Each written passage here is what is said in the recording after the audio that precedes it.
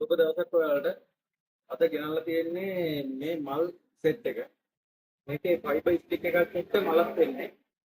අද මම ඔයාලට කියලා දෙන්න යන්නේ අලුත් ක්‍රමයකට මල් ලයින් එකක් ගහගන්න විදිහ.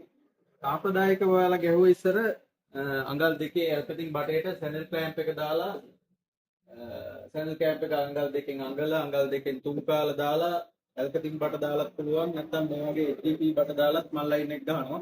ඒක එතකොට බටේ අඩි 13න් 13ට අඩි 15න් 15ට වගේ කපලා මේ වගේ ටී කෑල්ල තුන් කාලෙන් භාගෙ ටී එක හරි අඟලෙන් භාගෙ ටී එක හරි දාලා තමයි මල් ලයින් එක.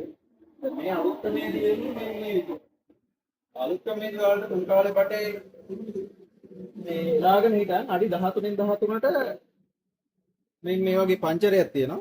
මේ විදිහට අඩි 13න් 13ට මේකේ සිදුර විදගෙන ඊට පස්සේ මේ මල් සෙට් එක අරගෙන මේ විදිහට ගහලා අඩි 13න් 14ට ගහන්න පුළුවන්. මේකේ වාසිය තමයි බටේ කපන්න ඕනේ නැහැ. ඕන වෙලාවක මෙතනින් ගලවලා අයින් කරලා මල් ලයින් එක ආයෙ අයින් කරලා පොළව හදාගෙන ආයෙ එලාගෙන මේ විදිහට කරන්න පුළුවන්. මේක මේ HDP බට වලට වගේම මේ වගේ ඇල්කතින් බට වලටත් පුළුවන් මල් ලයින් එක දාන්න. ඇල්කතින් බට වලට දාද්දි මේකට මිලිමීටර් 16 සිදුර විද ගන්න ඕන. විදලා ඒකට තියෙනවා මේ විශේෂ රබර් නොබ් එක. ඒක ගහලා හිටන් ඊට පස්සේ මේ කෑල්ල මේකට මිලිමීටර් 16 බටේ මේ මිලිමීටර් 16 සිදුර විදගෙන මේ රබර් නොබ් එක දාලා මේක මෙහෙම ගහන්න තියෙනවා. ඔය විදිහට කරගන්න පුළුවන්. මේක ඉතින් අලුත් ක්‍රමයක්. ඔයාලා දන්න කට්ටියත් ඇති, දන්නේ නැති කට්ටියත් ඇති.